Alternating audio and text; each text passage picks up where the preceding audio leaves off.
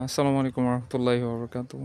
এখন আছি ইন্দোনেশিয়ার আরেকটা ফার্মে, পার্মাকালচার ফার্ম। ফার্মটার নাম বুমিল লাঙ্গিট। তো ওদের একটা সিস্টেম দেখে আমার খুব ইন্টারেস্টিং লাগলো, সেটা হচ্ছে grey water system, grey water treatment সিস্টেমটা। তো কিছুটা যদি দেখাই, বাইরে থেকে দেখে যেটা মনে হয় যে প্রথমেই হচ্ছে এই পার্টটা, গ্রে ওয়াটারটা এখানে আসছে এবং এটা এখান থেকে ফ্লো করে যাচ্ছে। সো পানিটা এখানে ছেড়ে দেওয়া হয়, এটা আস্তে আস্তে ফ্লোয়ের সাথে সাথে সে এখান থেকে যেতে থাকে, গিয়ে এদিক দিয়ে বের হয়ে এই যে কচুরিপানার এই বেডটাতে সে আসতেছে। এসে এখানে যেটা হয়, কচুরিপানার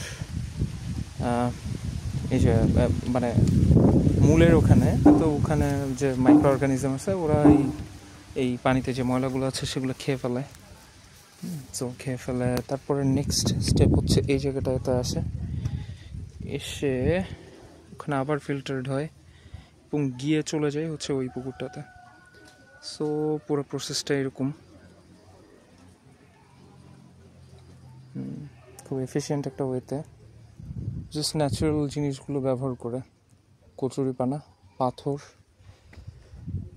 এটাই পানিটাকে পরিষ্কার করে দিচ্ছে। সো আমরা যদি একটু পুকুরটাও দেখি শেষের দিকে, এখানে আস্তে আস্তে পানিগুলো আসে। এখানে এটা এক ধরনের রিজার্ভারি, বৃষ্টির পানিও এখানে ওরা আটকাচ্ছে এবং এই পানিটাও আসতেছে।